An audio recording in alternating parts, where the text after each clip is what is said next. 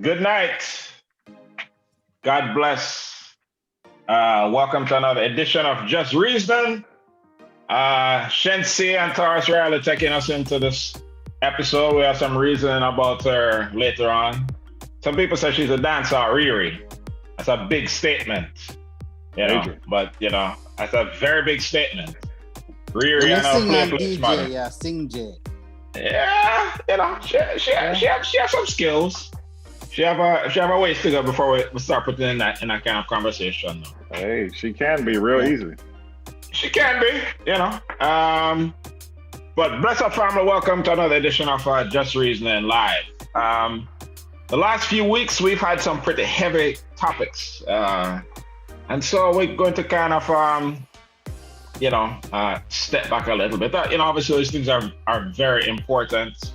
Last week, when we covered domestic violence, and there was a heavy conversation. The week before that, we saw this madness going on with the police and just a lot of, kind of frustration, and just seeing like when will all this end. But here on Just Reasoning, we cover all sorts of topics, of relevance to Caribbean people and Black people. So that's what we're here to do. So as we kick it off, touch a little bit on politics, for a lighter subject. Yeah. Light. Yeah, we're gonna keep it light. Yeah. It's light. It's lightish, but not U.S. politics. Okay. So right. a few weeks ago we talked about the Jamaica election, and the thing that I like about Jamaica election is that it's not long, right? The campaigning, call election one day, and a month later people voting. So they call it August something, and then they voted last Thursday. And the JLP had a landslide victory. So it was prior to the election, I think it was 32 to 31 as far as the seat representation. JLP had 32 seats, PNP had 31 seats. And after last week, 48 to 15. So they, have a huge advantage now. Which, it's with that kind of mandate comes a lot of responsibility. So, kick it off with a question. Special, what do you think? Does this make it harder to govern now to get this big mandate, or do you think it make it easy because everybody's on your side now, so you can do what you want to do? Well, what do you think? Me wouldn't say everybody's still up on your side, because me still see whole heap of disruption and whole heap of anger about the win. But the thing about it is Jamaicans will come together when it's necessary. And especially during Corona, I am proud of how most people are responding to all of the mandates set down by the government, JLP that is. People are social distancing, wearing masks, they're trying their very, very best to obey. And, we don't have that kind of reputation worldwide. Yeah. Jamaicans don't fall in line and follow orders. On the unruly. Yeah, so when we're at home, I still think when they have a target and they have something to work towards, it don't matter who is in power, they'll try their best to work it out. Yes, them not really like the green people, them and orange people, them just say, boy, we should win. But, hey, them bury a big wooden coffin the other day and say, all right, we'll just move past it. Right? I saw a very humorous video about it, burying the PNP. I'm telling you. Oh, yeah. I did see that. It was fun. Yeah, as we said before, Jamaican politics is so tribal, right? Much more than ideological, right? And some, all of a PNP bridging their mind and still vexed. Well, apparently they never carry enough flour and rice and sugar. Go most I place them to get the vote them then it need. Because that's disrespectful, especially. You don't think these people vote on policies? I think up here, dumpling and chicken back them vote for? Yes, man. Yes, you back up the truck. And the whole neighborhood vote for you after that. Right? Hey, that's I don't know how much I still do that, but back when I was living in Jamaica, election time come, driving around giving curry goat to people yes. and all that, and box food. Yeah, but it worked. Yes. But you mentioned about so I think basically with leadership, the people have basically entrusted the next 4 or 5 years into your hands because they believe you've done a good job, which I believe the current government has done a good job. There's, the voter turnout was very low, and that's most likely because of COVID, but it's like 37% turnout, which is, like an historic low. So that's not really great. But, I think once you come out and give people that sort of mandate, you have a lot of responsibility. So, I obviously, wish them all the best. You mentioned something just now about how Jamaicans have kind of fallen in line and been doing good regarding COVID, which from a distance, it seems like they have. I saw a video the other day. I don't know which part this was. I think it's probably in Kingston someplace, where you see police walking on the streets and everybody who don't have on a mask, police basically put on your mask if you have it, right? No, and the women, they did it to the women. Yeah, right? And the men, they arrested. From what I understand, if you had a mask, they allowed you to put it on, right? But if you didn't have a mask, then I don't know if they arrested them, but they were walking them off someplace, where they didn't have a choice. If you tell somebody to go this direction, you arrest them. It's look, I think it's madness to do that, right? Look, for one, give them a mask, right? If they don't have a mask, give them a mask. That's one approach. Or if you're going to ticket them, then write them a ticket right there. Why are you dragging me off like I just, killed 2 people, to go to a police station for not wearing a mask? It's I didn't think that was a great look, right? I mean, I understand what we have to do.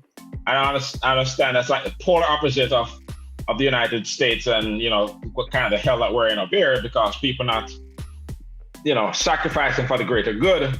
But arresting, detaining, well, they were at least detained. I don't ever spend the night in jail, but they were at least detained and walking with police.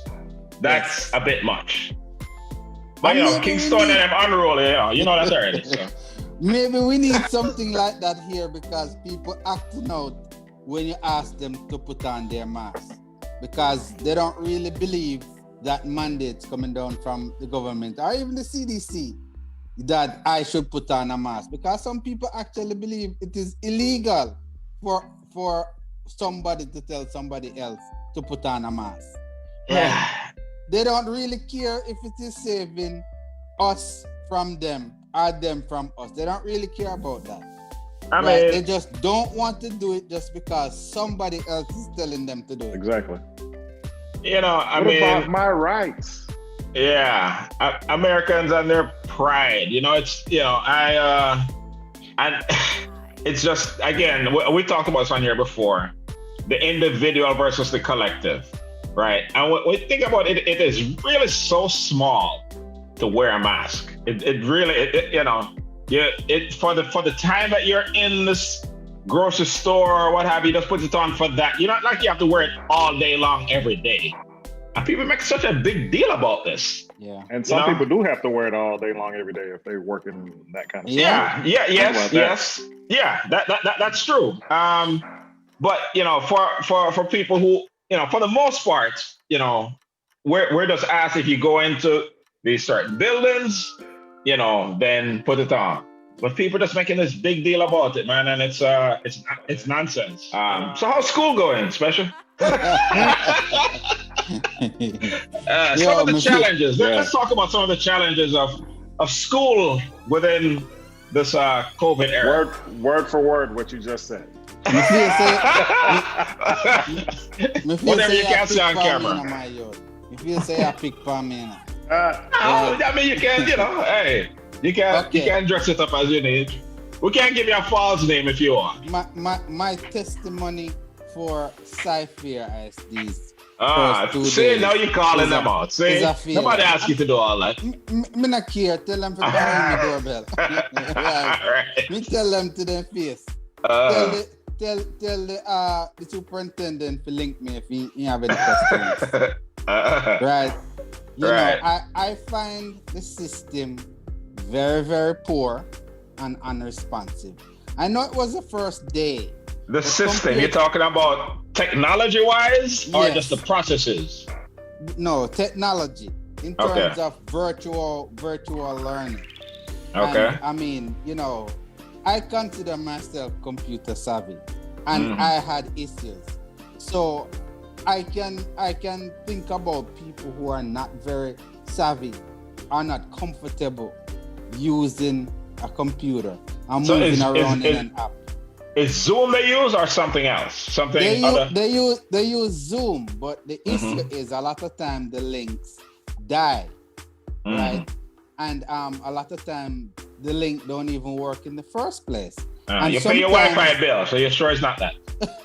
Oh, I'm pretty sure about it. Okay, I'm just checking, I'm pretty sure. And then the teachers, their lack of training is also an issue because sometimes you're sitting there waiting for the teacher to acknowledge you in the Zoom call, and you're wondering, why isn't this automatic?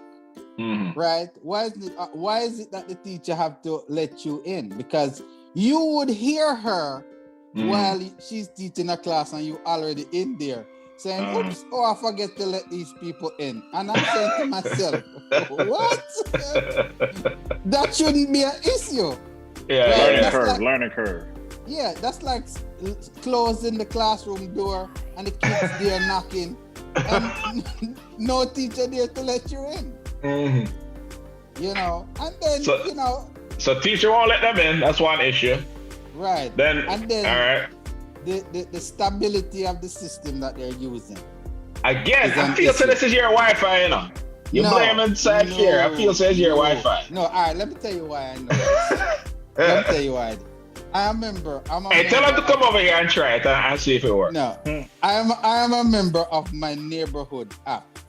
Right? I don't know if you're familiar with my neighborhood app. Yeah, man. And definitely. We had tons of people on there asking the same question. Is anybody able to get on, to the website? Because a lot of people in my subdivision have been asking, what's going on. I mean, my child has been trying to get on all morning, and this is the afternoon. So, I mean... So they've never tested this? They've never simulate the amount of load they expected? That is the first question I asked. Yeah. They started almost a full month after everybody else, right? Because this is September, right? A lot of school districts already had this going on in August, so they had time to actually look at other school districts and see what they were doing wrong, or even to correct a lot of problems that they see that is potential problems. None of that happened. First day, you can't even get to see your teacher. Yeah, but you know what? I mean, so you're talking about Sci-Fair, but I mean, from just hearing from a lot of people in other schools like HISD, I heard they had hell on their first day. So,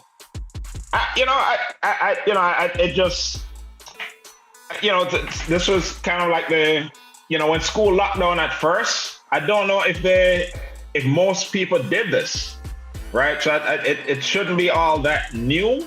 I mean, at our school, we did virtual school, it's a much smaller class, so it wasn't really much of an issue. But I'm hearing a lot more complaints, there's a legitimate complaints from parents now than I did back in March when the lockdown first happened. So I'm not really sure what the big difference is. Well, from my experience, the big difference is the constant interaction that's going on now versus what was happening in March. In March, they were mostly just giving kids modules to do and turn in. There wasn't really much interaction back and forth live, But now it's required because they don't have an option. They have to teach kids because this is a new year, a new semester. They actually have to do some teaching. Back in March, they just gave kids work to do. Okay, and, they give you some worksheet to do. Right. That's what they were doing. So now, dialogue back and forth, people asking, kids asking questions. Exactly. So now it's a curriculum involved. They have to teach these kids in order to pass these standardized tests that actually lead to funding and how they get paid and things like that. So they got to get on. Yeah, man. And then you hear that some school districts, I won't call that particular one name, where you have call them out. you have more than 5,000 kids still don't have any equipment to log on. They're doing virtual school, but they still haven't even got their laptop yet, and it's September, right? Oh wow! It's September. So it's 5,000 kids that don't have a laptop that we're supposed to be gifted a laptop. Right, and don't have, because they have them on back order. Right. And when I asked some of the administrators as to why we still have those on back order, you knew this was going to happen. They were like, well, we know that we were going to start the new school system and we ordered some and we thought more people were going to do face-to-face. It's just a lot of excuses that I'm not trying to hear. That sounds like HISD. My youth. Hey, I'm a product of HISD. Lamar High, baby. Yeah, point out people here now. Getting a trouble. That's one aspect of this that I don't know, like all across the region, who is doing in-person school versus virtual school versus a combination of both. But look, a lot of kids don't have money for equipment. A lot of kids do not have Wi-Fi access. So what happens to those kids? We just leave them? I mean, what? I spoke to a administrator in one of these schools close to my neck of the woods, and she was talking about throughout the year, she don't think that the district really put great thought into it because of what our government was saying. And I think she was talking mostly about Mr. Trump, who was saying, we're going there next. This thing would be through by Mother's Day. You don't have to worry about it. It's going to disappear? Okay. Right. It's magic. So magic. These school districts were listening to stuff like that and didn't think that they would actually have to come to this fork in the road where they're at right now. And once again, we come down to the leadership being the problem. The man in the big house, giving false hope to people, saying, "Hey, we have a vaccine coming up. Kids will be fine going back to school." And I think these school districts were really listening and hoping that this is what's going to happen. So they didn't prepare. Yeah, that's a perfect transition to what I wanted to talk about next. It's really impossible to quantify like how much, what had we had good leadership. The death total now, which is 190,000, more than 190,000, 6 million cases. If we had good leadership, what would that be? It's difficult to quantify, but just examples like what you said just now about when the leader is saying certain things it influences the way that others react and respond. Definitely. So something that came out today, how back in February, right, way before lockdown, back in February, Trump was recorded talking about how he knows how bad this is, and how it's 5 times worse than the flu. And you know, that's him in February, knowing how bad it is, but going publicly and saying something completely different. And then also, like a few weeks later, literally saying, I'm going to downplay this. You know, Wow. just literally saying I'm downplaying this because don't have to spook up the markets and investors lose a bunch of money and they turn against him. But this is literally him. So it's not something that the gas can ball fake news on this, because it is him talking and it is recorded and you can hear his voice saying that he knows how bad it is. He knows people can't catch this, with just through the air without even touching anything, and how and how bad it is, 5 times worse than the flu. And so he knows all this, and he's saying this stuff and having these conversations in private, but in public, he's saying something completely different.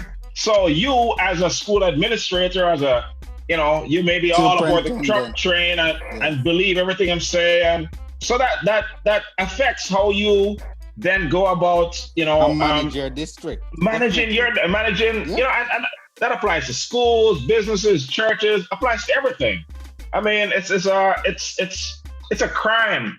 It really is.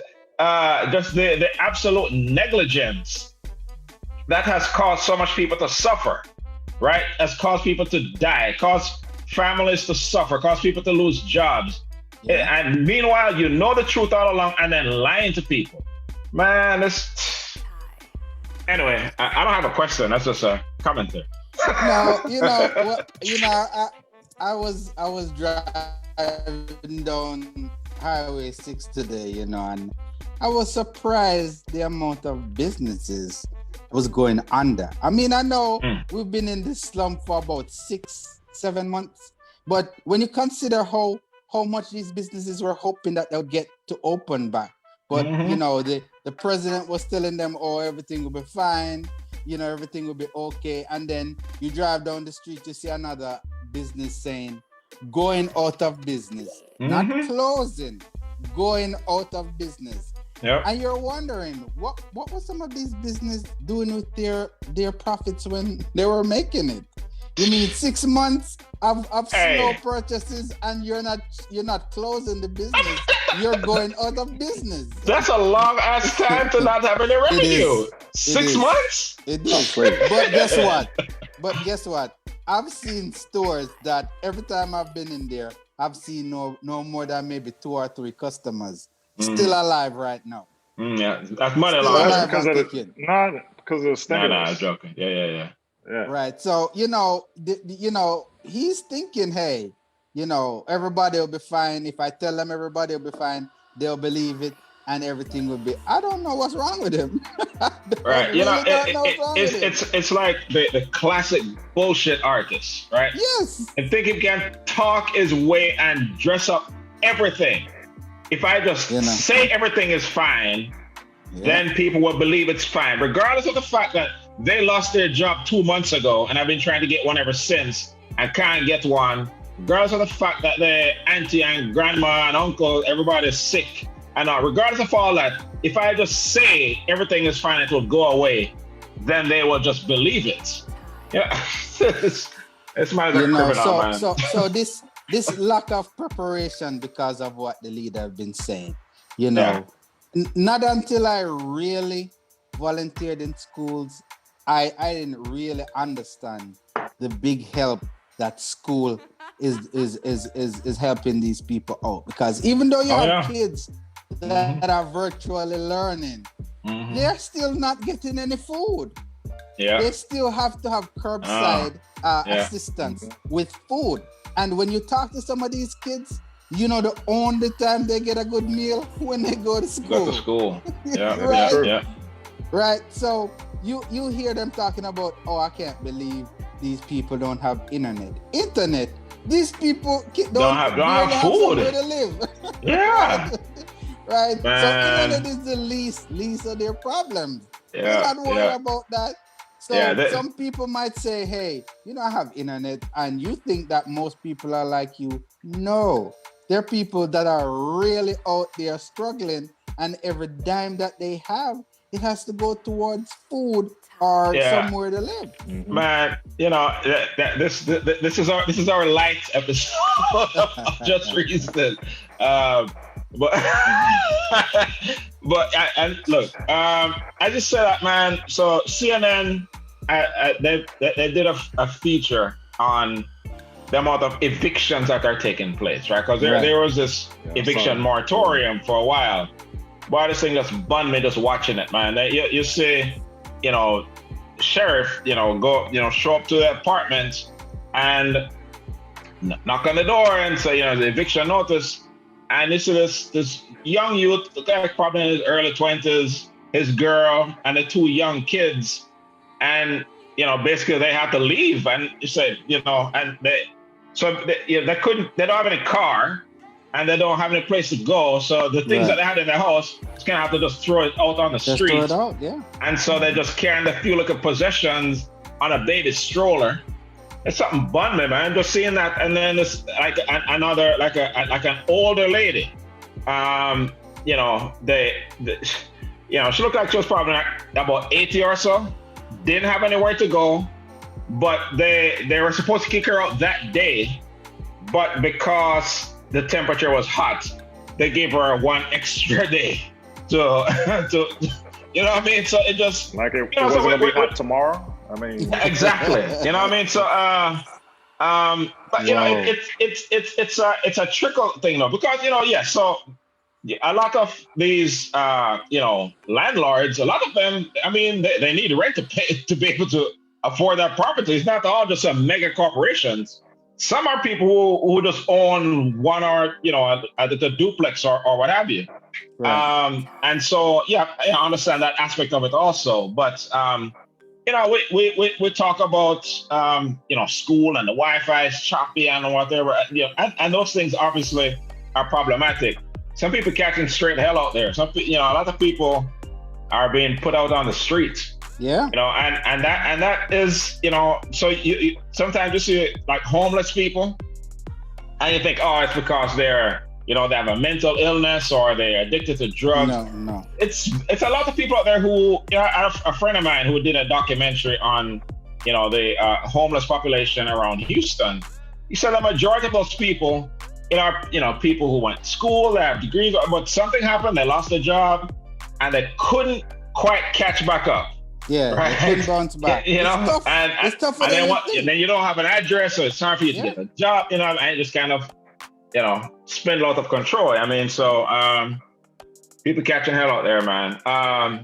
Anyway, as we continue this light edition of Just Reasoning. Drank. Hey, NBA playoffs. What's your finals matchup? Call it. Rockets and who? Rockets and Boston. You call Rockets already? Want to Rockets? Call them. Hey, Boston. No, I'm Rockets. I'm Rockets for life, but man. Oh man, the Rockets. They need a prayer. I have to watch the Rockets from a distance, because I get so caught up into it, man. I can't watch the whole game, or I mash up my whole TV. Last night, LeBron was LeBron, and they got an unexpected push from Rondo. That's simple. Yeah. LeBron is going to be LeBron. No, I mean, he played it a lot more yesterday. Emotions last night. I think he LeBron played. Yeah, he really put his heart into it last night. Basically, we have to catch us next one. We absolutely have to win tomorrow or it's over. Yeah. But Raptors played today. They were down 2-0. What did they win? Yes, they won. So that series is what now? 2-2? It's 3-3. No, it's 3-3 now. Is it 3-3? Yes, 3-3 now. So next. Especially we may have to check your facts on that. Just before I came on. That sounds like fake news. just before I came so on. so it's going to Game 7? Yes, Game 7 now. Text check that, especially. Yeah, I'm checking it. Yeah. We don't really trust. We don't really trust your news. Fact check. We don't trust a lot in town news. But yeah, they are. Hey, but what about Milwaukee though? Best record in the league again. Gone. Hey, I'm going to say something which very few people agree with, but hey, that's me. I think the Greek Freak is overrated. I think he's very overrated. Why? You've seen him play? Yes, I have. So, to me, his style of basketball is great for the regular season. Okay. Right? He can't shoot, and him just play bully ball, right? He's just bigger than everybody else. He's athletic. Size, yeah. He can run up and down the court and out jump everybody. That's fine for the regular season, and that's why they've had the best record in the league the last few years. And that's why he'll probably get MVP again this year. In the playoffs, the game slows down. You have to be able to produce in the half court. You have to be able to shoot a jump shot. He can't shoot. His style just doesn't really translate to playoff basketball. Yes, I know he got hurt in the game before they got eliminated. You know what I mean? But, they were down 3-0, with the best record in the league. So I think he's a very good player. I don't think he can be the best player on a team that ever wins a championship. I think he can be that second guy. He can't be the best player. So you don't know what? I think I heard, I think it was Charles Barkley that said the exact same thing. He basically said, he's Scottie Pippen and he needs a Michael Jordan. He does. He does. Yeah. Like I said, he look, if you picture him playing like with Sept or somebody like that, right? Somebody who they can get theirs whenever they want to, and he's just the other guy. Oh, he would dominate, right? But when all attention is on him as the best player, and you can't shoot a jump shot, nah, bro. So I like him. Seems like a good guy. But I think he's overrated. I came across an article the other day talking about the NCAA and how the system is really set up. And this is one way to look at it. It's set up for poor, mostly black players, basically football and basketball, who generate most of the money for college sports. And that money goes to, and who benefits off? So beyond the people, all different entities who make money off that. You have the lesser sports like rowing and tennis. Kind of rich kids kind of grew up doing that. It supplements those sports, mostly white players, and also supplements the coaches, mostly white, who make millions of dollars. Right. I never thought about it that way, but that's basically what it is. So that's kind of where the idea to look more into this topic came up. And just to talk about the topic here and the question is to pay college athletes or not to pay them. So I did like a research into the money that's been thrown around here. So on the NCAA tournament alone, just that about a month, if that long, for the NCAA tournament, about 100 million viewers. That tournament alone generates $1 billion. $1 billion a tournament generates. So the NCAA in itself, the governing body, most of their money comes from that tournament. But if you look at the different collegiate programs, they generate about $14 billion a year. So not the governing body, but the schools themselves. Yeah. Combined, they generate about $14 billion a year. The five major conferences. And so when you look at all the different entities who eat enough food, and again, none of this would be possible without the athletes themselves. And yes, they get scholarships. the value for scholarship, I say in some cases, tuition, room and board can be up to, like $50,000 to $60,000, over a year, which is, is obviously significant. But not just the colleges, not just the conferences. You have the coaches who are in the top coaches are averaging $3-4 million contracts every year. Yeah. You have the shoe companies, making hundreds of millions. And their jerseys are not cheap. And so these shoe companies, you basically get an advertisement every time an athlete goes out there. You have the Nike logo on the jersey. They have to wear Nikes, and they're advertising for you all game long. And and then the TV contracts. Like I said, like over the next 15 years, it's like $40 billion from TV. So if you look at the whole ecosystem, the college presidents, the athletic directors, the shoe companies, the TV companies, everybody making money. Yes, you get the free education, but that's it's a lot more numbers I can't throw around and what have you. So I start with the obvious question. Should college athletes be paid? Why or why not? Tex. Hell yeah, they should be paid. All right. Shoot. That's it? Okay.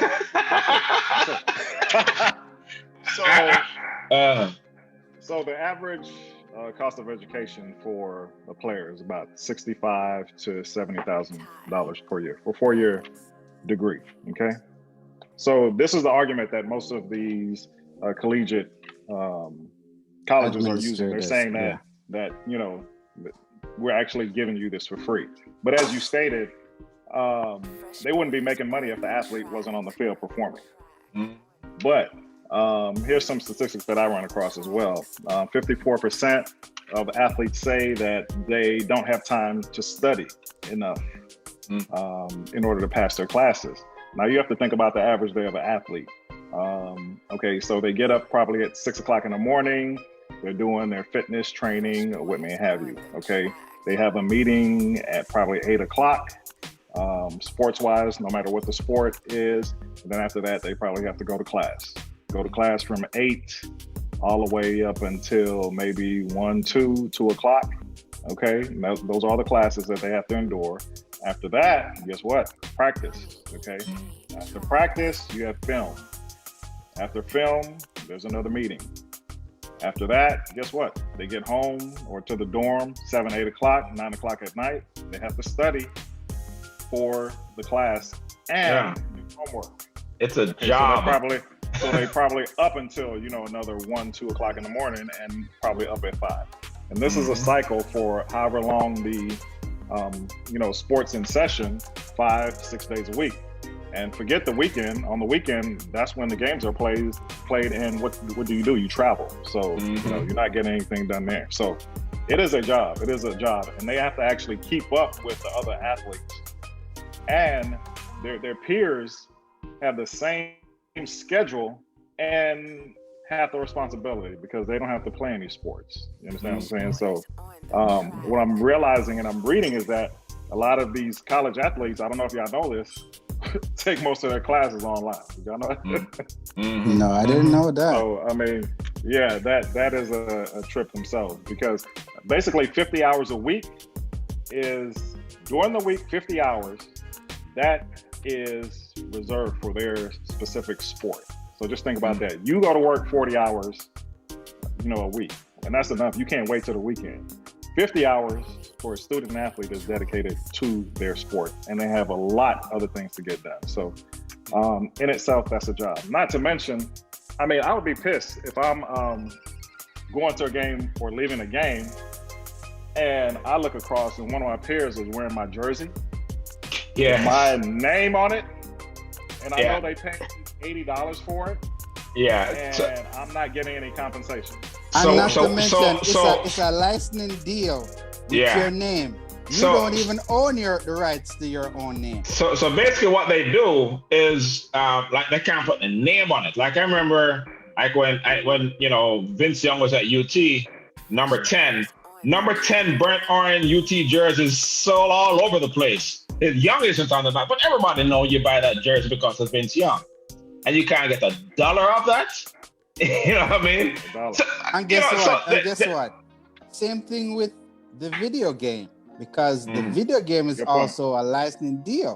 And one of the reasons why I would say they definitely should get paid is because a lot of these student athletes, after they go to these very expensive schools, yes, your tuition and board is paid, but they don't pay for the books.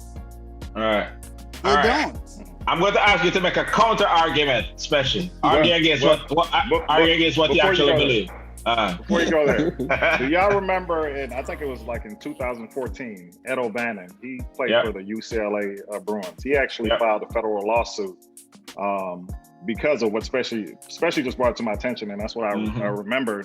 He filed a federal lawsuit to sue the NCAA because of EA Sports licensing. Yeah. And basically that was the video game using their name and the jersey, the number. The number. Yeah, I mean, that's how they try to get around it. You still know who number 13 is. I mean, okay. And but their likeness as well on the game. Right. And I would be pissed as well. I'm like, okay, so I'm playing basketball for women, have you? Y'all have a video game that I can actually purchase and play with my likeness and number on it. Y'all are getting paid and I'm not. But anyway, that lawsuit, do y'all know what happened? He lost. Yeah, no. Right. So but today,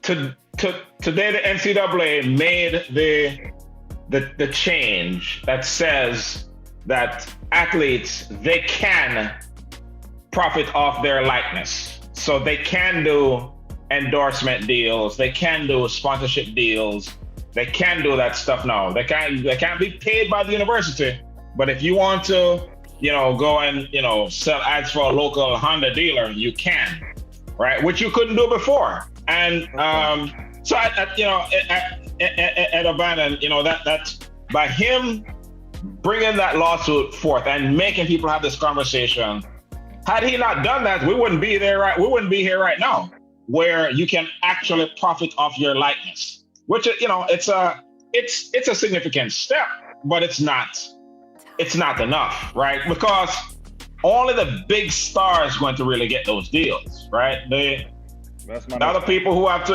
be putting in the same hours, but they're just not on that level. They're not getting the sponsorship deal from the local Chevy dealer, right? So imagine the animosity there. You QB1, okay, and QB2, is behind me. He's not getting the playing time. He's in the same film session, things like that. He's my roommate. Yeah. You understand what I'm saying? Yeah. I mean, we work together all week, and I can go make a $5,000-$6,000 here, and he's struggling, not making any money. Hey, that's not a good look. Yeah. Especially, make the counter argument. Why they shouldn't get paid? Why should they not be paid? Why I gotta be the bad cop?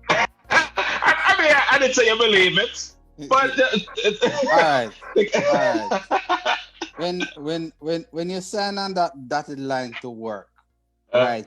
You can't always expect to be paid what your value, and that happens nowhere, in no corporation, no business, where people are ever paid as employees what they're worth. So you say they don't deserve it?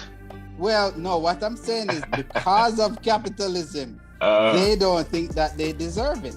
Because workers, first of all, they're not guaranteed anything, right? You get what you probably negotiated before, or what the company feels that is fair. It's really never fair, but it's what they consider fair for you.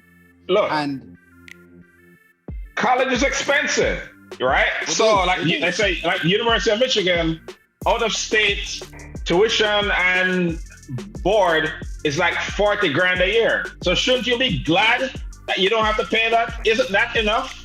If you're Mr. making Special? if you're making 50 billion collectively of me being present in your organization, 60,000 is nothing. I thought you were Nothing. arguing that they're not supposed to get paid. Yeah, you're arguing. Come on, Special, stick That's with the what I'm argument. saying. That's what I'm saying. No. What I'm trying to say is, if they expect the athletes to ever get paid what they're valued, it's not gonna happen because it's just not realistic. Businesses don't look at employees like that, right? Yeah. They look at employees as a means to an end, right? So even though you're making a contribution, they don't think that you should get or you shouldn't get any money more than we think is fair. And that's how they look at stuff. Let me help Special's argument out. In the real world, the top performers get paid. Plain and simple. They still don't get paid nothing. They could get far more than that. As much as LeBron getting right now, he could get twice that, and the profit margin would barely move for the Lakers. Barely move. So you say LeBron is underpaid? Yes. Justice for LeBron. And you still Free LeBron. underpaid.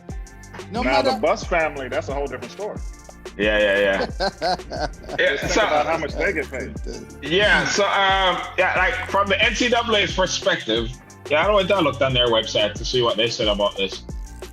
So they said basically they give out $3.5 billion in athletic scholarships every year to 180,000 athletes, which averages is about 20 grand per athlete. So that's there. And then they talk about some other stuff that they donate to. But I was looking at a lot of the arguments against paying them. What many people said is, how do you determine who gets paid? Does every athlete get paid? Does the football player at Florida State get the same amount of money as the swimmer? Is it just only revenue generating sports? Is it all sports? Is it the top athletes? How do you? So let's make the determination that they do get paid, right? Right. How do you determine who gets paid and what they get paid? Text, Mr. Finance. It's based on performance, pure and simple. I mean, that's what I was saying. In the real world, so the backup QB can't get the money. You can get the money, but it's definitely not going to be on the level of the QB1. That's just the way it is. That's not fair. That is fair. Oh man, that's cold-blooded, man. We work at the same job, okay? Yeah. But these are in sales, okay? Student athletes. Me and Special. No, we work. Well, this is a job. We were talking about getting paid. Me and Special are the same job in sales. This month I sell $100,000, and Special sells 25. Okay, who's gonna get the most commission? Yeah, but you see, your example. That's sales. That's direct sales. It's a little different. What I'm saying, I'm talking about real world. Okay. Yeah, but when you're playing, you don't even determine if you play or not, right? The coach determined that, so you can't say, You're right. The coach determines it, but it's based on your performance. Who's the top performer? I've you perform better than your peers, you get paid more. How about the QB and the offensive tackle? Right? You are the one who everybody knows as the QB throwing those touchdowns. Right. But if I'm not blocking for your ass, then you don't have time to throw that ball. Who's the most valuable player? They're both valuable. One has more visibility. Who's the most valuable? That left tackle is just as important. You have to give everybody. Do left tackles in the NFL get as paid as much as a QB in the NFL? They get a lot of money. Again, it's visibility. It's visibility. It's not importance. It's visibility. Name me a left tackle. What's the name? for the Texans. Again, but that's visibility. That's visibility. But look, on every single play, you hear the quarterback's name. So they are the most visible. Being the most visible doesn't mean they're the most important. They're just the most visible. But the QB is the most important player. No. He's the most visible. He's not the most important. He's the most visible. Without the QB, show me the best QB in the world and take away his I put in backups for all his linemen and watch if you ever hear that QB's name. I guarantee it's not the lineman a lineman is more interchangeable than a QB. There are different positions on the line that linemen can plug and play. True. You only have one or two QBs on the team. So like I said, I'm talking about as the NFL. If you look at the NFL, the value they placed on a QB versus the value they placed on an offensive lineman. We're in college, that tells you right there. All right, come back to college, Joe. My answer to that question is everybody gets paid. So you think it should be a similar system where you have the starting QB for Florida State? So I mean, is it going to be negotiated? Because every QB isn't good. Right, some receivers are better than the QBs. You can do it one or two ways. Is it a negotiation? There's not going to be a negotiation. Who's going to do it? You're going to need an agent. You're going to need an agent. I will tell you. So how you determine it, Dex? No. You're gonna basically put it on a tier system based on order of importance, or you're gonna pay everybody a flat fee. Yes. It's gonna be that simple. Flat fee for everybody. To me, the only way you can do it in college, or else it's going to have to be a negotiation, because you can't say QBs get X, receivers get Y. You can't say that, because it would have to be negotiate. In any job, you can put a value on the position. Period. No, you can put the value on it, but still, there aren't programs where the receiver or the running back is a much more important player than the quarterback. Of course. They might be better. They might be better than at their position. Other receivers, at their position. But as far as importance, no. So like Trent Dilfer. So Trent Dilfer was the most important player on that offense. The defense was, but he was sufficient enough to lead them. That's what I'm saying. So it's going to be different on every team. Let's look at Trent Dilfer's salary versus an offensive lineman on that team. D-Hop just signed. How much did you get? So $54 million. Man. All right. So flat rate. What are we going? So you have to make the decision. Flat rate for everybody, or starters get a certain amount. Avoid negotiations. Yeah, flat rate. Flat rate for everybody. For everybody? Yes. Flat rate for everybody. Second tier, third tier. Boom. Done. Allow them to do their ads if they want to. You know those extra ads? Yeah. That's side money. That's still going on. All right, so that's that. Let me tell you why I say flat rates. Because you don't want hatred in your camp. I mean, if you're a backup, you know you're a backup. You're all students. You don't want hatred on your team. And if one person knows that another person is getting more, right? They're youngsters. They're kids. Just buy me a drink. That's it. Just buy me a drink. But that's gonna cause some animosity. Right. How about non-revenue? So should revenue be split across the sports? Should they, should it be based on this? The football team generates X, so we're going to split that money. Basketball team generates Y, we're going to split that money. And the baseball team and swimming generate X, and we're going to split that. Or is it going to go in one big pot and split it? How are we going to do it? It would be easier giving all the schools the same amount of money. That ain't gonna happen. It would be easier. All the schools? Yes. No. If you're participating, all of them get the same amount of money. Duke don't make the same as PV. Right? Alabama don't make the same as TSU. Exactly. Yeah. So but they're not getting the money anyway.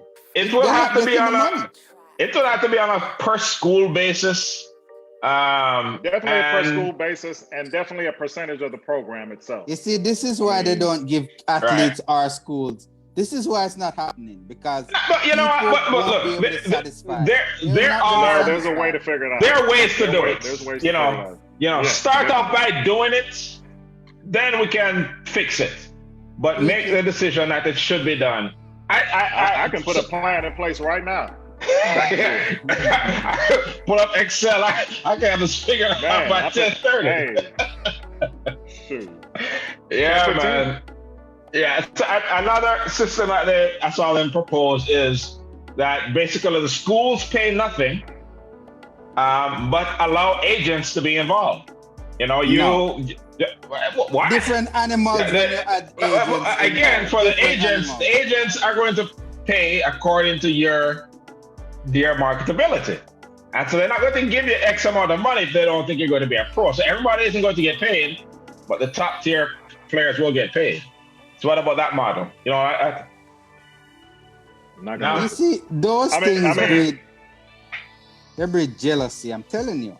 You do not want these are kids. There would be no cohesiveness in the locker room or anything like that. I'm telling you, breed jealousy. I mean, truth be told, they already get the money from agents today.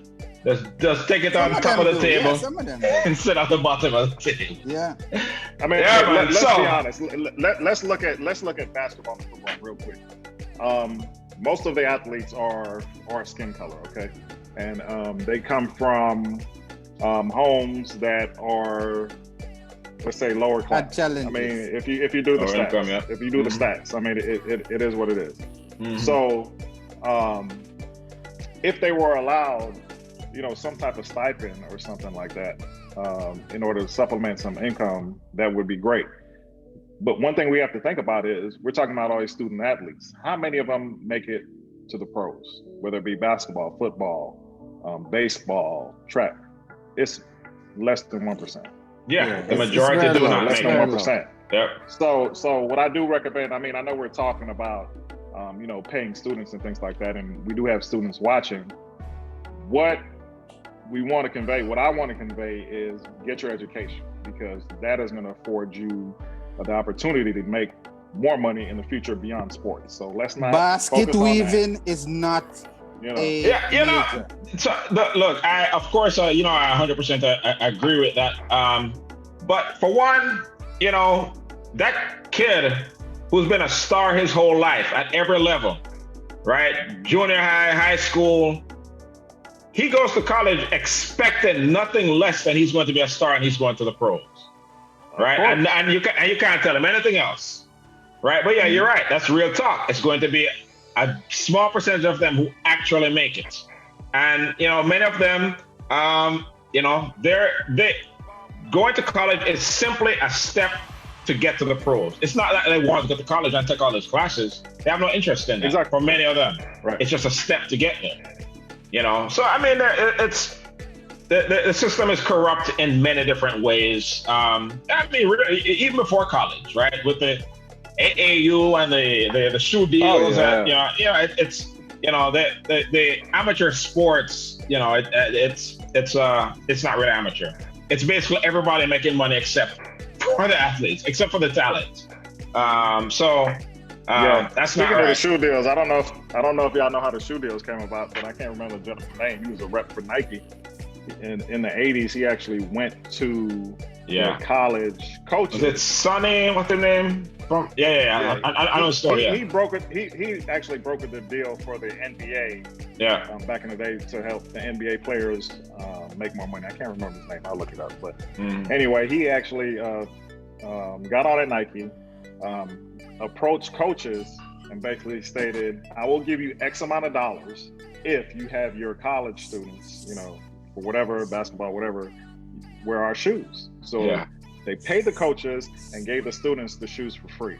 Yeah. Well, think about the exposure that gives when college games are televised all weekend long and all during the week, during whatever season. So of course, Nike's revenue skyrocketed. I mean, I can think about Michigan and the 5.5 shoes that they had on. I can't remember the black Nikes. Oh my God! I mean, everybody's going on and getting them. You know, everybody was getting them.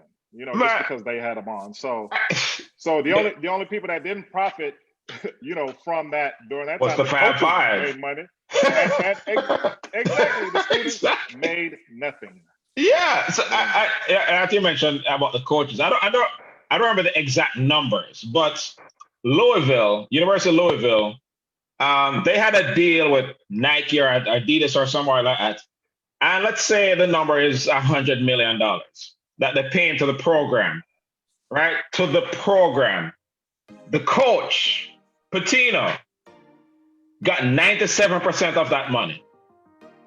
Really? 97% of it went to the coach. And it was supposed to go to all these scholarships and all these facilities and all this stuff.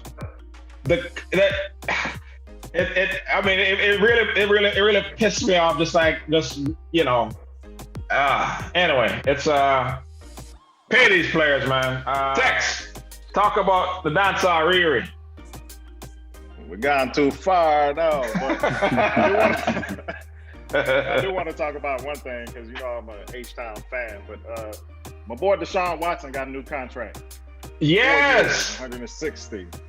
So we definitely have to talk about that. The Texans are in timeout from here. Yeah, we say that, but we're going to be watching again. So it made him the second highest paid quarterback in the NFL compared to that other dude. That dude. We don't talk about that dude. We don't talk about that. Yeah, what did he get? 12 years, 502. That's a big number, but you have to think about that long term. Deshaun is going to come out way better, because after three years he can renegotiate, get more money and things like that. So what are the numbers on Deshaun's contract? 4 years, 160. It's like 158. I think 27 mil signing bonus. If you want those numbers, you got to holler at K Rich. He know that off the top of his head. K Rich, where you at? Fan. Yep. He there somewhere. He texted me because he corrected me on something I said. So I said it was. Let me read his text. It was. Get on the Richard show with Jefferson, that, K Rich. Exactly. It was Richard Jefferson and not Charles Barkley that said the Jordan reference about Giannis. So my bad. That was Richard Jefferson and not Charles Barkley. Thank you, K Rich. Thank you. We appreciate that. Yeah. So Shensea. But speaking of K Rich, we're actually talking about dancehall and music and things like that, and he had sent me basically a song. It was like, listen to this song. It's a big tune, and I was like, yeah, I know, I got that. It's actually a song with Shensea and Taurus Riley. It's called Lighter. So if y'all haven't heard that, go check it out. So we got to having a conversation, and we basically were saying that, Shensea could be, like Chris said, the next Riri. So I guess they call her the dancehall Riri. And to your point, Chris, she can really sing. But we're talking about, in order for her to get to that level, she's going to have to cross over, get new management. Yeah, she's gonna basically. And not only cross over, but the management has to change. Because what's up with the management? You know how dancehall handles business. We've talked about Buju and other artists and things like that. In order to cross over, you're just gonna have to get with a bigger label, more exposure, and things like that. So who is she with now? It's an independent label. His name is I want to say Ramesh Entertainment. Yeah, Ramesh which is a local, local outfit. And she has big records and she's doing a lot of big things, but in order to take it to that next level, which I hope she reaches, because she's very talented and she. That's good. She can't go on. But it's artists like that, that's half the sales. It is, but it's not like she's just a pretty face, right? She is very talented. Very talented, and most of the songs that she's put out up until now have been really dance hall, straight dancehall. Yeah, straight dancehall. Yeah. This new tune that she put out, it's basically international worldwide tune, and of course y'all know Taurus Riley. Great singer, and that combination, it was just magic.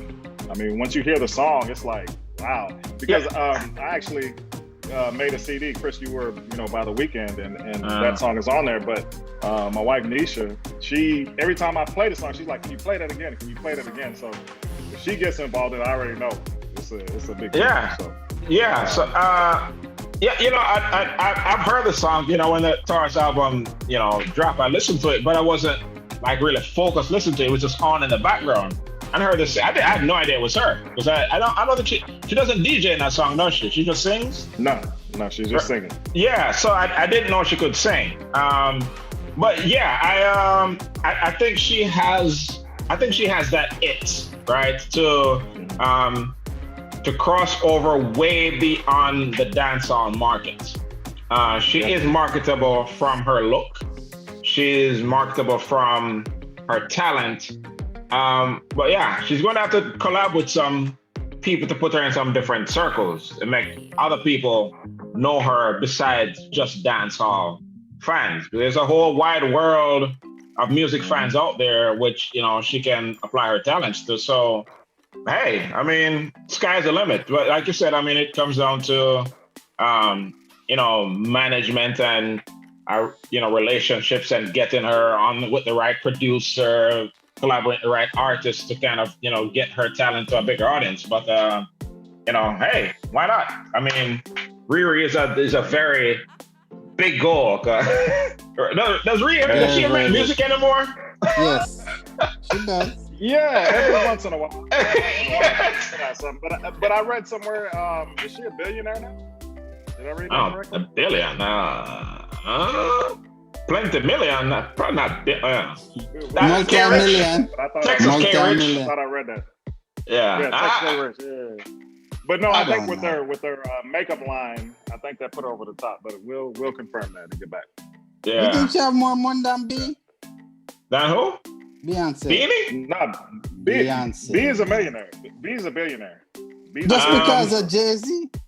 Yeah. Well, the combined. By herself? I mean, individually, they're billionaires. I don't know. I don't know by herself. I watch people multi-millionaire, but too. What Jay say, what's better than 1 billionaire? 2. That's just a song. Hey. What do you think, Smash? What do you think about Shensea? No, I mean, I've been a fan. I really... Of her music, especially. We're talking music.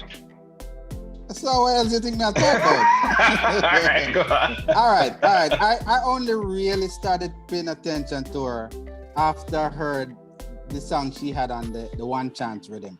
If you get an opportunity to listen to it, listen to it. And that's when I started listening to her. Then I went back and I heard a couple of her mixes. And I was like, wow, and she makes some very provocative videos too. Which, All right. Men like, got that whack, that whack. Yeah, I was listening to the Side Chick song. I was like, oh my God. But, she brings modern women perspective to dancehall, so that's good. And she has this young attitude that we haven't seen since Lady Saw. And that is why I think she'll make it. She'll make it. Yeah. So K. Rich chimed in. He said Riri is worth $600 million. So she a little short. Yeah. She'll get there. You can't live off that. She's on the way. She's on the way. Yeah. Yes. But yeah, I mean, big up Shensea. I mean, at the future is bright. Loud music. Get with it. Direct that young lady. Put her in the right circles. Right. Link her. Hey, hit her in the DMs. You never know. She might respond and say, you know what? I've been waiting on this opportunity. Strictly business. Oh, my bad. We still on. Look at more. Final thoughts. 38 special. Kick it off. Let's talk some COVID and school. Or whatever you want to talk. All right. more improvement in schools. You know, I'm hoping that the systems get better, or they'll get better when the teachers are more familiar with it.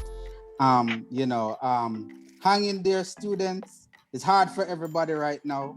It's even harder for people who really can't afford to do virtual, or you have some parents who don't have any other option but to send their kids to school. And moving on from that, hey, offer our prayer up for the Rockets. We need it. For real. You know, we really want to make this championship this year. And, if you're listening. So go Rockets. Go Rockets. Come on, Rockets. Rockets Celtics finals. So makes sense. Eric, Eric, you've been texting the whole time. Might as well say something. For real, he might as well been just came on loud enough. But speaking of Texans, season starts tomorrow. We play the Kansas City Chiefs. Yeah, quarterback. Anyway, look out for that. But my real simple for me. Let's get out there and vote, man. I mean, y'all see what 45 is doing right now, what he's done, and it would be nothing more than the same. And I'm not going to get into it, but do your due diligence, do your research, pick the topics that are most important to you, make sure you're very informed, and vote accordingly. Yes, I'm glad you said that. You know, we can't sit around and complain about, you know, the hell that we're in, or we can do something about it. Do something about it. Whether you're eligible to vote or not, you can do something about it. Get involved in voter registration drives, educating people, correcting perceptions out there. You know, this is as long as I've lived in this country, this is the most tumultuous 4-year period since I've been here. I cannot imagine doing this another 4 years. So do what you can. And the other thing that, you know, I mentioned earlier is, you have to remember, some people catching real hell during these times. You know, we're talking about Wi-Fi and connectivity and what have you. And so the thing about the plight of the homeless is something that has just always just dealt with me in a way, and I tried to do as much about it as possible. Seeing a young man and his family getting put out of the house and they're pushing their things in a stroller, so if anyone watching this knows of resources to help people in that predicament, please let us know. It's something that I need to research myself to see what is available out there. We can kind of use this platform to help people. I don't know what's out there. I have to kind of look, but people catching real hell out there. So, let's try and be an advocate and a resource to help people throughout these tumultuous times. People, thank you for joining us on this light edition of Just Reason. It wasn't too light, you know. Hey, whole lot of things going on in this world, you know, we kind of have to touch it all, but we did manage to, you know, talk some music and some sports and not just death and destruction and what have you. But hey, that's life. But thank you for joining us once again on this week's edition of Just Reasoning. JustReasoning.com. Check out all the past episodes. What text over there running? Some Shensea.